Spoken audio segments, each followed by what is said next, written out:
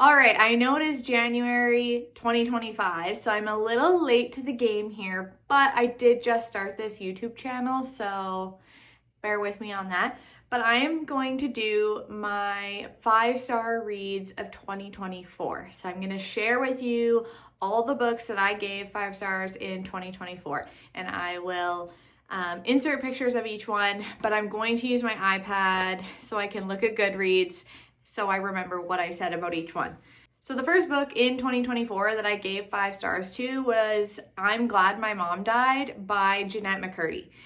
I listened to this book as an audiobook, and when I tell you, I was obsessed with this book. Even though it was nonfiction, like this is her talking about her true life and her real experiences, and I usually read fiction. She narrates the audiobook herself, which I really liked. Jennette McCurdy does a really great job of keeping you invested the entire time into the story. She kept me wanting to listen all the time.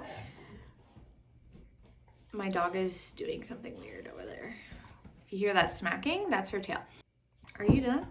Also, the story itself is super interesting. It's very eye-opening to the child acting industry. I don't know what I was expecting when I went into this book, but her story was very captivating. I highly recommend you listen to this book, even if you don't know who Jennette McCurdy is. The second book in 2024 that I gave 5 stars to was The Inheritance Games by Jennifer Lynn Barnes. The first book specifically is what I'm talking about. I think I did give 5 stars to the other ones as well here, but I started with the first one, obviously. The Inheritance Games series is about Avery Grams, who she is living her like regular high school life, right? And then all of a sudden, her entire life changes when a billionaire dies and leaves her virtually his entire fortune, his estate.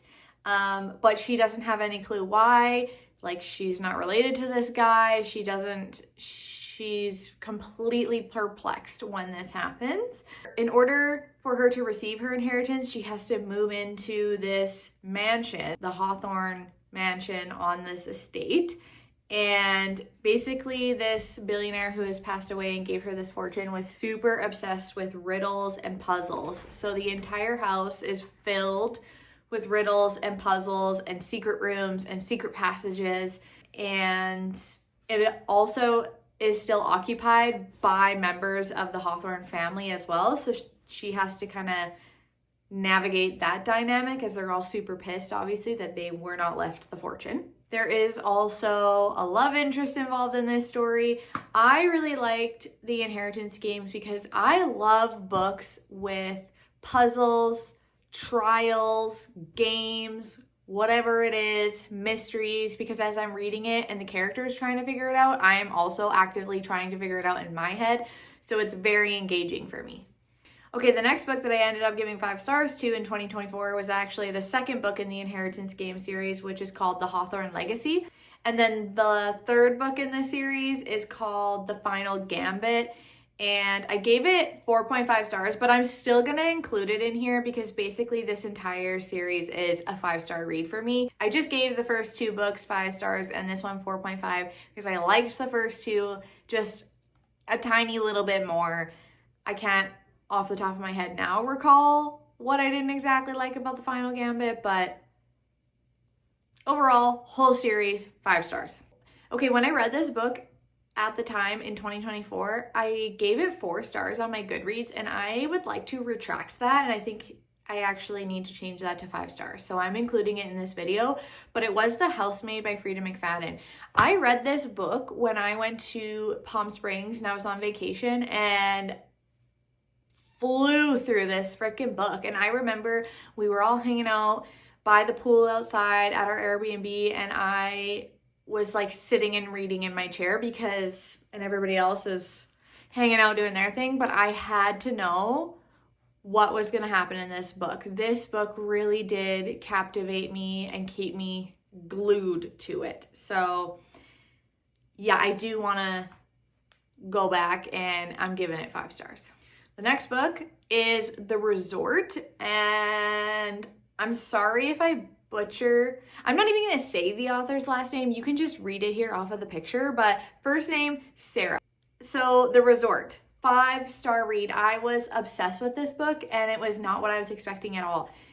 This is basically a vacation thriller on a remote island in Thailand. So the story takes place at this famous resort in Thailand, and basically the main character, Cass, she sets foot on this world famous party island, and there are 3 rules to follow during your stay at this resort. 1 is to leave the past behind. 2 is to always be careful of who you trust. And 3, if someone discovers who you really are, run. The premise is somebody is found dead suddenly and basically paradise comes crashing down.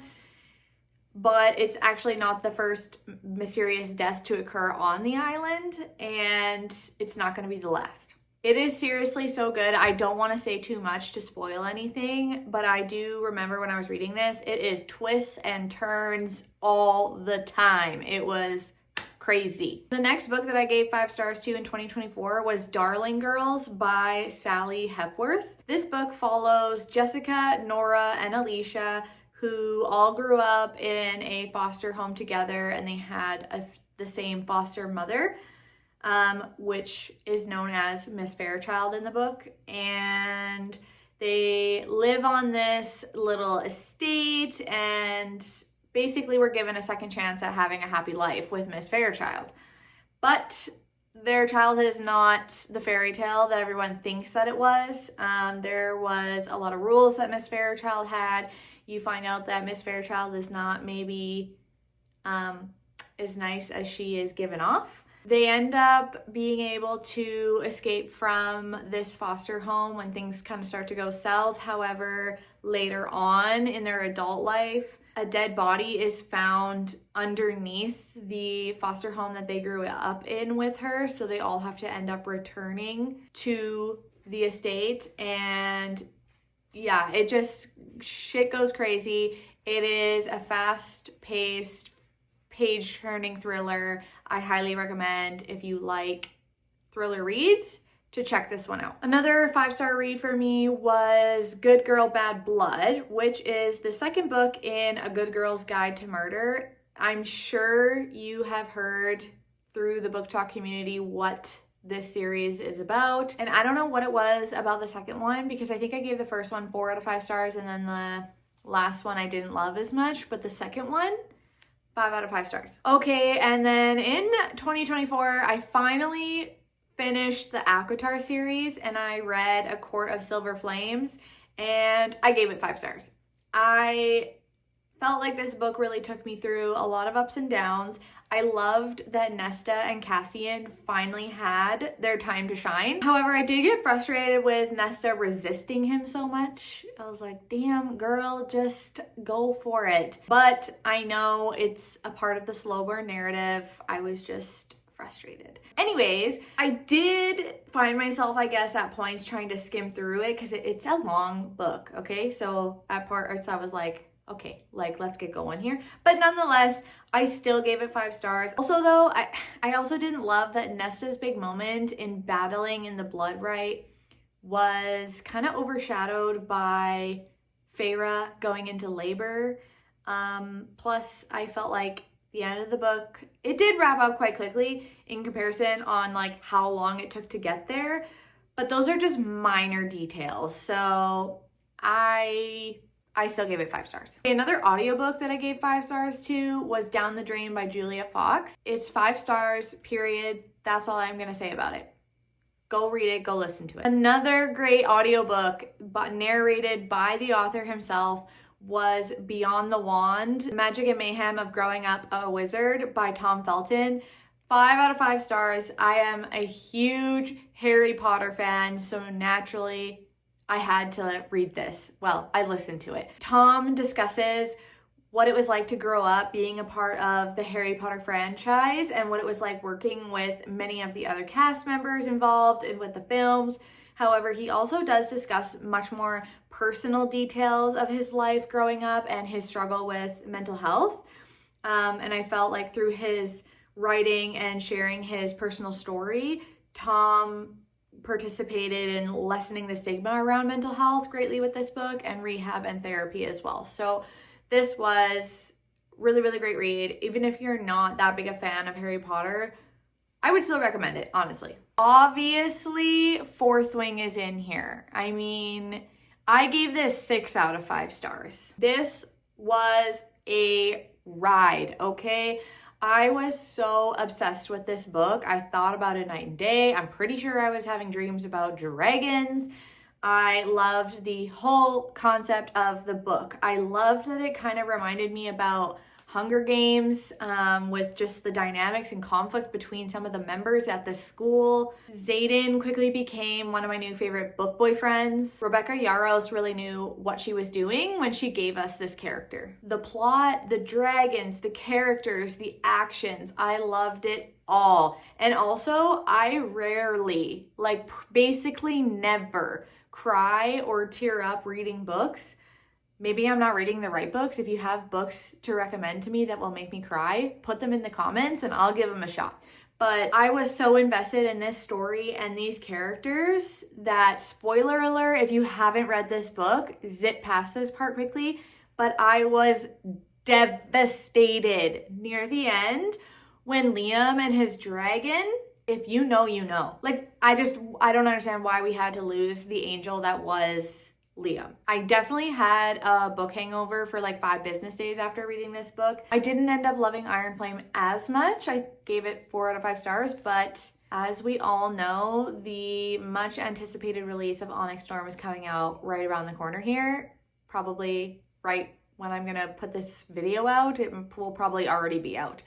And I did pre-order it, so I'll be excited when that gets here. Okay, I have another audiobook, and if you are one of those people who believes that audiobooks does not count as reading, we're just gonna have to agree to disagree, because there are so many books and so little time that personally, I just always like to have a physical book on the go and an audiobook that I listen to when I get ready in the morning, when I walk my dog, when I'm cooking dinner, when I'm cleaning the house. I need to have something. So why not make it an audiobook and get through more books that way as well? So I can't speak to reading this book physically, but the audiobook was excellent. The music, the narrators, the interview recordings, it all made for a very interesting and engaging listen. I was constantly changing my guesses as to what was going on throughout this book as it kept going.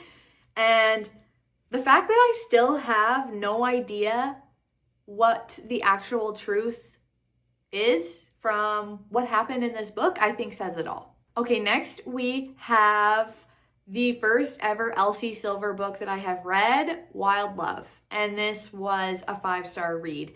I cannot say enough about this small town romance. I absolutely loved all the characters. Again, Elsie Silver, she really knew what she was doing when she gave us the man that is Ford Grant. I did not expect there to be as much spice as there was actually in this book.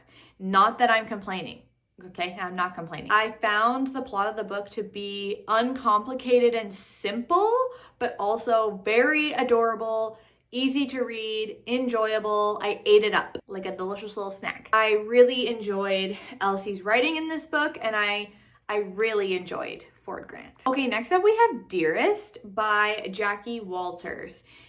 This was a horror fiction book, and wow, this book was like one big fever dream, okay?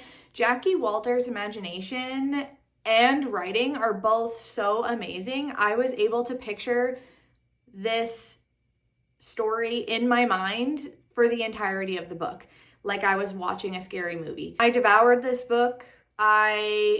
It honestly was like watching a scary movie where at times you want to look away, but you just cannot. This book was a wild ride, okay? Go read it. This next book I gave 4.5 out of 5 stars to, but I do want to include it because after some consideration, I think I could bump it up to 5 stars. But I'll read you my Goodreads review. So this was a book that I was thinking about all day, every day while I was at work. I just wished I could be at home reading this book. As I said earlier in this video, I love books that have trials and games. So naturally, I was obsessed with the concept of this book. The writing took me right into Phantasma. I loved every minute of it. I only just wished that the chapters of the trials and levels were a little bit longer. Some of them were very quick, and I was wanting more. I also felt that the ending did wrap up quite quickly, and I personally would have been okay with a slightly longer book to have the ending just not feel as rushed, which is why I deducted 0.5, but I'm like, honestly, it's a 5-star read. Okay, this next one's gonna be a little controversial. So, and I think I was a little late to the game in reading this book, but I just happened to finally walk past it in a bookstore and I was like, why not? I need to see what everybody's talking about. So, Tender is the Flesh, okay, by Augustina Bazterrica, I think is maybe how you say that. But I gave this book 5 stars. And if you know what this book is about and you've read it, I'm not really sure what that says about me.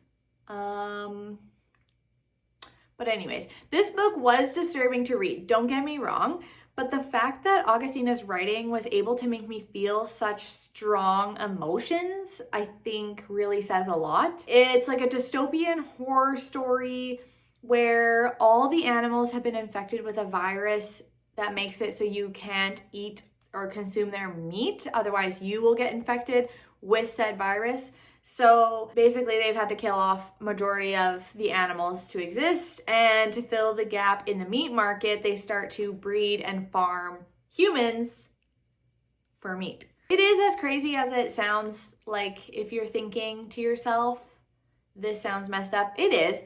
It was. But it was crazy to read how horribly humans will take advantage of other human beings just because they can get away with it. Check your trigger warnings if you do want to read this book. But it also has this aspect to it where it focuses on the way society kind of changes the language that they use to make themselves feel better about committing such atrocities, such as cannibalism. It's a very short read. It's only 209 pages. And by page 200, I had no idea where this story was going and how it was going to end in the next 9 pages. But on like the last 2 pages, it's clear. It's a shocker. So although it's disturbing and uncomfortable, it was very compelling at the same time. 5 stars. I also think this next one might be controversial because on Goodreads, at least, not everybody was a fan, but I don't know. I listened to the audiobook, so again, another audiobook review here. The One by John Marrs, I gave 5 stars to, because although there are a lot of characters to keep track of in the beginning, and I was confused at first, it does get easier as the book goes on. I enjoyed the short chapters, and each one leaves you with a cliffhanger. So you're like, okay, well, I gotta keep listening now. It leaves you wanting to find out more. It was a very interesting concept about this company, MatchYourDNA.com, basically has developed a software where they take a DNA swab of your mouth, and then that gets uploaded into their system, and they end up pairing you with who is supposed to be your perfect match, like your soulmate based off of your DNA. It ends up tearing apart marriages and happy couples because one of them takes the test and finds out that they're actually not matched with their soulmate. It's a very interesting concept. It's fast-paced with lots of twists because some of the people that these people are matched up with is concerning. I gave it 5 stars because I was never bored while listening to this book. All right, so those are all the books that I gave 5 stars to in 2024. I read 51 books in 2024. And so out of those 51, I gave 18 of them 5 stars. A lot of them were for like 4.5 star reads as well. And then I did have a handful of 3.5, but yeah, so 18 out of 51. I don't know what percent that is. You can do the math. I am very excited about my reading. I think I might do a video on the books that I want to read in 2025 and books that I am anxiously awaiting to release in 2025 to read them. We'll see. Maybe give me a comment if that's something that you would be interested in seeing. If you read any of these books and had similar thoughts, I would love to know. You can leave a comment below. If you didn't like any of these books that I loved, that's okay. If I mentioned a book that I didn't really love that you loved, that's also okay, because reading is subjective. And I love that in the book community, we can all come together and talk about the differences in our reviews and share books based on what other people are liking, or just have conversations about literature and the books that we are reading for our entertainment. Anyways, if you made it to the end of this video, thank you so much for your support. Please like this video, subscribe to my channel. I have more ideas percolating that I will be posting in the future, so stay tuned for that.